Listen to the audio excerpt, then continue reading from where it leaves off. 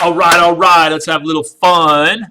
Or actually a whole bunch more fun than Ruth Bader. Wake up! Wake up, get ready to learn. Let's learn about Soviet communism. Get your notes ready. Here we go. 5, 4, 3, 2, 1. All right, here we go. Soviet communism. So after the Russian, let's make this capitalized, Civil War, which lasted from, you guess when it lasted from, 1918 to 1921, Lenin moved quickly to announce a program of land redistribution and a nationalization of basic industries. When his initial programs culminated in industrial and agricultural, look, his programs ended in decline. That's right, they were not doing very good. Lenin instituted his new policy to make things better. It's called New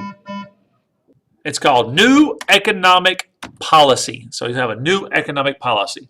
So the NEP permitted some, now check this out, it's kind of weird, some private ownership of peasant land and small businesses. It resulted in check this out, private ownership, remember, an increase in agricultural production because of the private ownership, allowing a little bit of control of the economy in the hands of the people. Led to increase. All right, so the year now is 19, can you guess? 23. Russia was organized into a system of socialist, and check this out, he's going to organize it into socialist republics. All right, and under a central government, and was renamed, check this out, Russia will change its name finally to the Union of the Socialist Republics. Union of the Soviet, it's actually Union of Soviet Socialist Republics. The republics were under the control of the, what party? What political party? It still exists today. The Communist Party. Now, when Lenin died, all right, in 1924, he dies from, he had a stroke, and then he'll die right after that stroke. Joseph Stalin, that's right, I have to call him the devil himself, eventually became the leader of the Soviet Union. Stalin's regime was characterized by, all right, this is what he'll do. He thinks there's too many people, so he purges. Characterized by purges, or the expulsion or execution of rivals. Especially targeted were the wealthy peasants, we call them kulaks, all right, who refused to submit to Stalin's policy of collectivization. Now, this is what this is. Collectivization consolidated private farms into huge collective farms, worked in the common by farmers. So everybody's starting to be moved to these certain areas, and they had to do stuff. All right, farmers were to share the proceeds of the collective farms, and also to submit a portion and most of the agricultural products to, guess who? The government. And many people starved on these farms, and that was his way of purging his millions of people that he thinks are just in the way.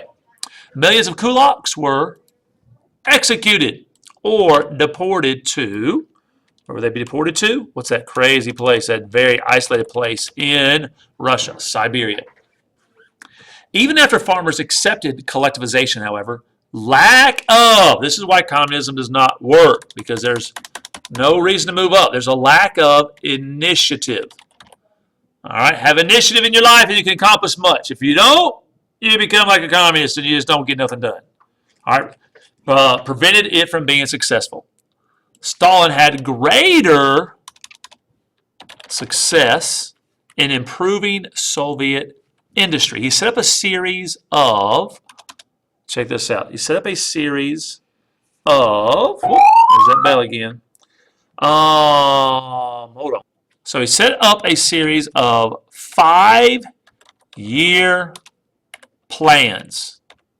All right, they concentrated on heavy industry. You should look that up if you can't figure out what that is. By the end of the year is 1930. No, I don't like that. Hold on.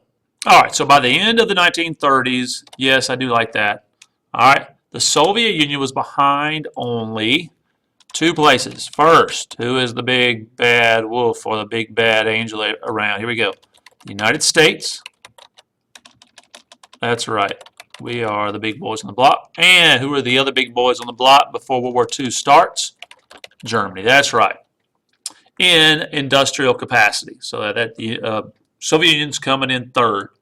All right, all right, very good. So the expansion of Soviet rule. So during the final weeks of World War II, and the Soviet Union liberated Eastern Europe, except Yugoslavia and Greece. All right, so liberated. All right, Nazi rule.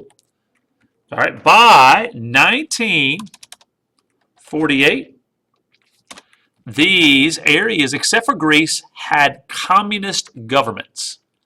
Yugoslavia's communist rule under Marshal Tito did not become a part of the Soviet bloc, attempting instead to forge a style of communism more responsive to its people. So they're going to have like a hybrid type of communism in Yugoslavia. All right. In the year 1956, a Hungarian revolt revolted against repressive Soviet Union was put down by Soviet tanks when large number of Eastern Germans migrated to West Berlin. Everybody's leaving East Berlin, and they build the Berlin Wall. Was constructed in, make sure I say the right date, is 1961. All right, to stem the tide of refugees. All right, now check this out. In Prague Spring, 1968, Czechoslovakian leader Alexander Dubček stood up against Soviet oppression, abolishing censorship. The result of his efforts was Soviet, check it out, invasion. Only Poland was Soviet rule somewhat relaxed.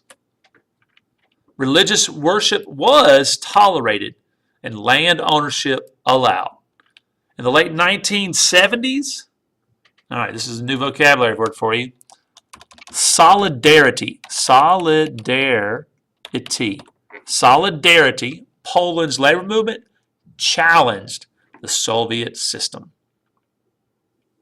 All right, let's continue here. Now, the year is 1956. We have a new leader in Russia. His name is Nikita Khrushchev.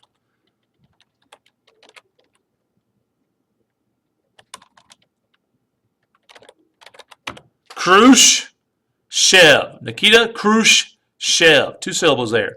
Divide it right here and you kind of figure it out. Nikita Khrushchev rose to power in the Soviet Union, criticizing Stalin's ruthless dictatorship, and Khrushchev eased up on political repression. In 1962, Soviet construction of nuclear missile sites in Cuba brought days of tense confrontation between Khrushchev and U.S. President. You know who it is? Kennedy, that's right. Khrushchev ultimately, in the end, he backs down. And the missiles were removed out of Cuba. Okay. We call this the Cuban Missile Crisis. Was a classic example of, new word for you, and you know this word, brinkmanship. Brinkmanship. Okay, or Cold War tendency of the United States and the Soviet Union to be on the brink of war. The Cold War, the Cuban Missile Crisis, excuse me, it's the closest we ever came to blowing each other up without actually engaging in battle.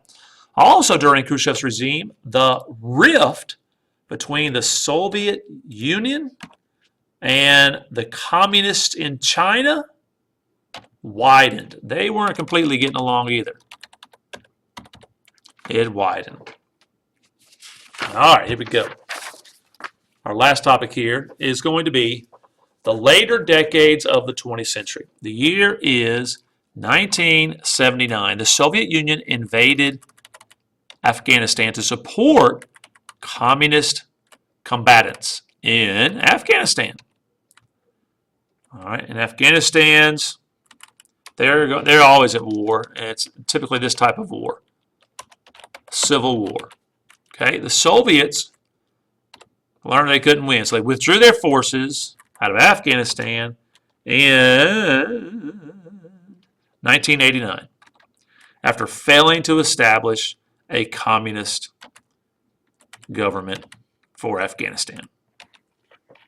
All right, now, in the 1980s, economic setbacks and military power of the United States produced a reform movement within the Soviet Union. Whoops. The new leader, now we have another leader, Mikhail Gorbachev. Mikhail Gorbachev reduced, check out what he's going to do. He's going to reduce Soviet nuclear armaments. His reform programs revolved around the concept of two new words for you. Two new words for you. Here we go. Glasnost and, check this one out, P-E-R, Stroy, Kia. Stroy-Kia. So, all right, Glasnost and perestroika. Now, glasnost means, check this out. This does not sound very communist, doesn't it?